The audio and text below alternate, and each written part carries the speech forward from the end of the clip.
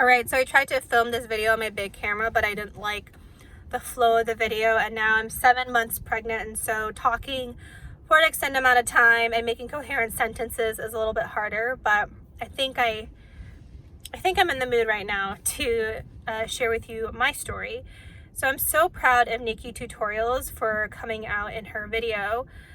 And what really resonated with me was that she kept saying, I am me, I am Nikki, I am who I am, and that's not going to change.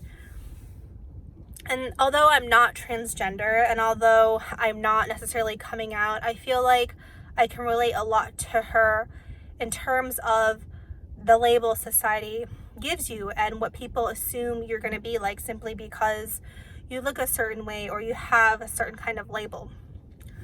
So I am female, and I am anatomically a woman, and I am heterosexual, and so in those ways I am what society kind of deems as like normal or average, in that sense. I do play by society's rules in that, and also my interests are very feminine. I love, makeup, I love beauty, I love hair, I love fashion, I love nails. And when people look at me, they see a girl who is very feminine because I'm usually, I have long hair, I am wearing makeup, I'm wearing dresses and heels. And because I appear that way, people will think I have my personality or who I am fits into this role of this woman that they see. And the thing is I don't. I do not fit into what society labels as what a woman should be. And I've had a really, really hard time. In relationships, both, personal, romantic, and platonic, but especially in the romantic sphere, I've had a lot of issues with that. And I think what happens is guys will see me and they'll see pictures of me, or they'll, watch my YouTube videos of me talking about makeup and fashion, and they'll automatically assume I'm a certain way in person. And I'm always myself. I never try to pretend I'm someone I'm not. And then when they meet me, they are kind of taken aback because I'm not as feminine, or I don't exhibit those feminine traits, I feel like, that they would expect.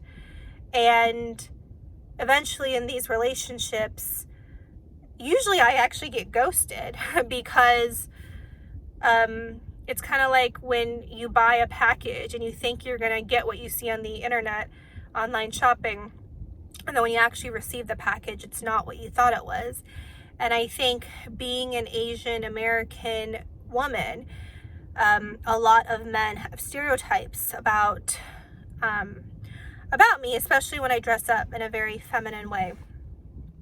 So my personality is, I would say, traditionally what society labels as masculine. I am very straightforward. I value efficiency. I value productivity. I value getting things done, and I value power and control. And that's more of a masculine trait, right? I have been told in previous relationships that I'm not like a woman. I've been told that I'm not emotional. I'm not empathetic. I've been told I'm not emotional many, many times. I don't know, and that I'm like really independent, right? And those are more, again, masculine traits.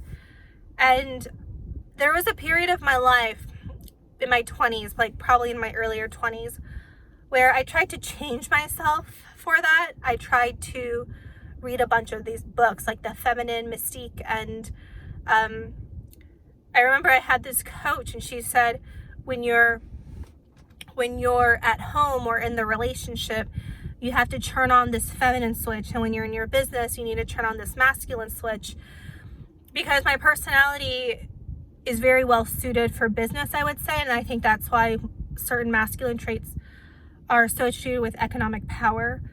But, you know, this coach and these people, they say you can't bring that home because guys have an ego and they don't want to feel overpowered, and,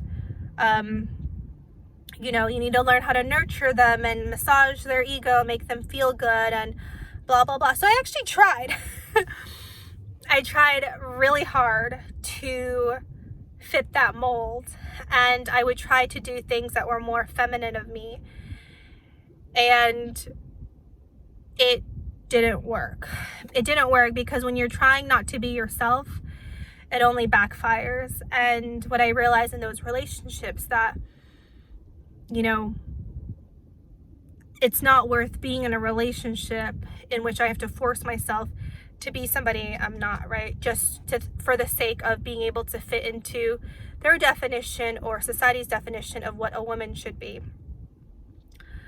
So I've really struggled with my gender in society and my gender identity.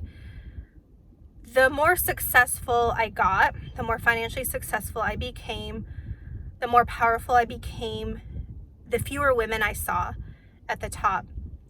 And unfortunately, to this day and age, we only still have 4% of Fortune 500 CEOs are women. And anything that is part of economic, political, or societal power is mostly represented by men. You see very few women in those positions of power.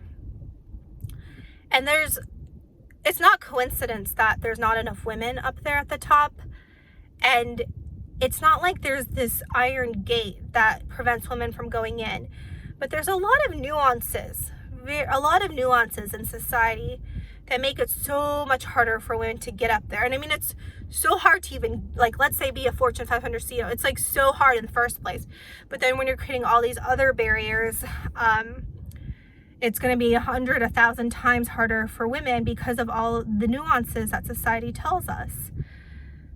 And I think we're in a very interesting place where gender roles and gender identities are being blurred and they're more fluid.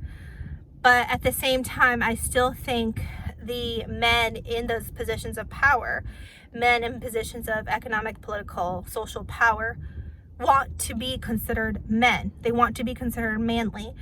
And in order for them to be considered manly, they want to find a partner who is very feminine, right?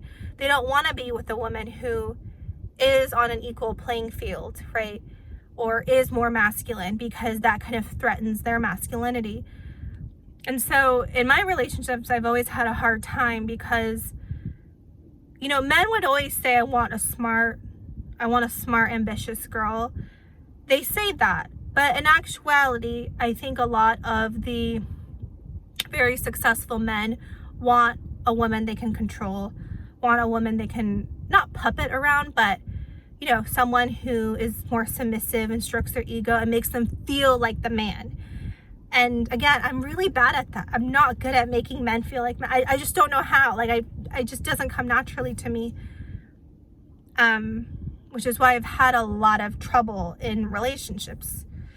Even in friendships, I don't really have that many friends, I would say, that are not business related. Unfortunately, especially the more involved I am being an entrepreneur and a CEO, and the more that the business consumes my mind and my life, it's really hard for me to relate and to talk about things that maybe normal, 25, 30, 35-year-old women would. And it's weird also because since being pregnant, now being 7 months pregnant, I feel like there's this influx of women who are reaching out to me, and now I have, now I'm talking to a lot of women, and I've never really talked to them before, because this whole thing of motherhood and being pregnant bonds each other, right? Bonds us. But at the same time, I feel very, how do I put it? I feel somewhat awkward in those situations because I don't feel like I fit in, right? I don't even feel like I fit in with this mom crowd or this pregnant woman crowd. I am pregnant, but that doesn't define who I am. You know, my body is going through some changes and other things are going through some changes, but I don't like I don't like the word pregnancy to define what I can and cannot do, you know, and I'm still, you know, doing CrossFit and working out, drinking coffee, eating sushi, like I'm still doing that. And I feel like a lot of people would judge me for it, whatever, but I am who I am and I want to do what I want to do. And so it's hard because I feel like I've never really fit in to any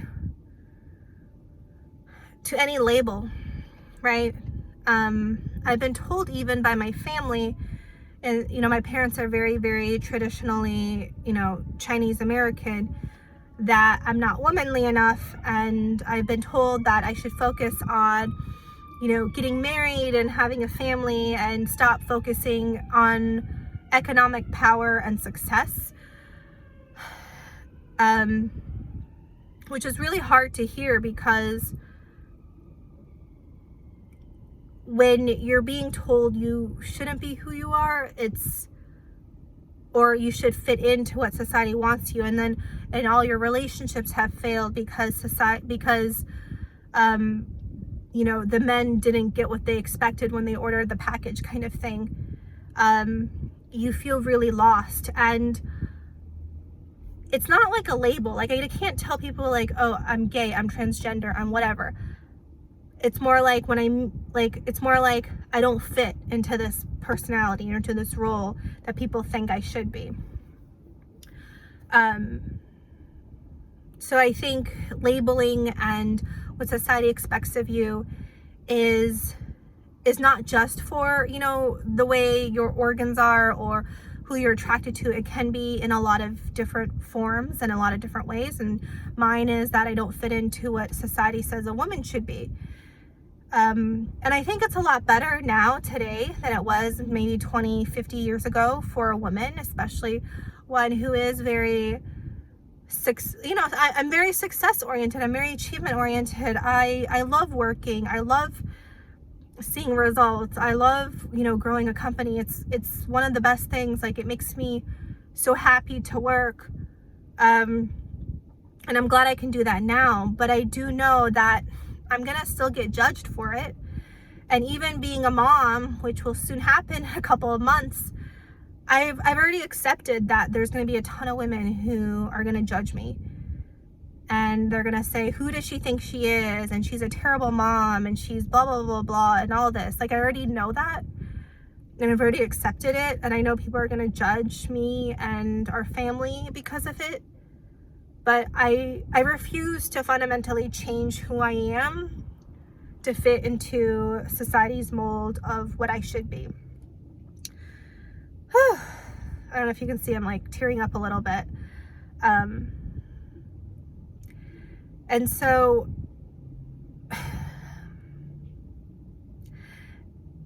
even in my current relationship, you know, our gender roles are a little bit more fluid and a little bit more blurred, and there's no like you're the woman or I'm the man and this is what we do. And I will admit that it has caused tension in our relationship because there's no defined roles, and when there's no defined roles, it confuses people and people don't really know what to expect.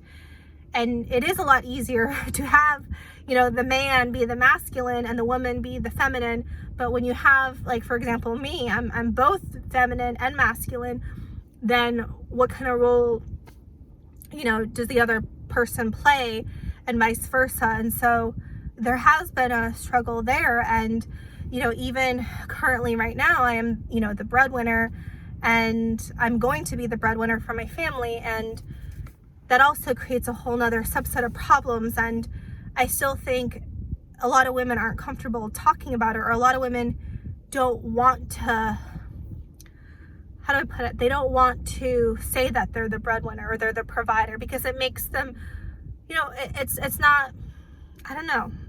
We're just in a weird time in our society, but what is it, like 30, 40, 50% of women are now breadwinners of their families.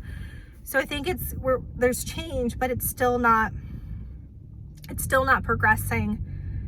And I still want to see more women in positions of power. I want to see, a female president in my lifetime. I want to see women represented in parts of government more equally. I want to see women as the head of companies, and not just their husbands being the head of companies, but them actually calling the shots and being the head of the companies. And it's weird because the more successful I get, the fewer women I see, and the little nuances I see that make me struggle with,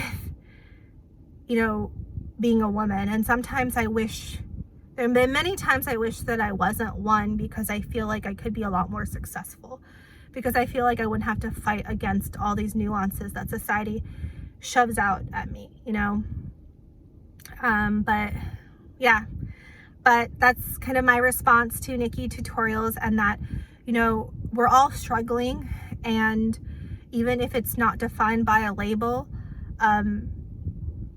it's okay not to be what society says you should be. It's going to be way harder. It's always going to be way harder when you're not in the norm of what society says you should be. But there is absolutely no price that is worth changing yourself to fit in to someone else's expectations or to society's expectations. It's not worth it. It's definitely not worth it. Thanks.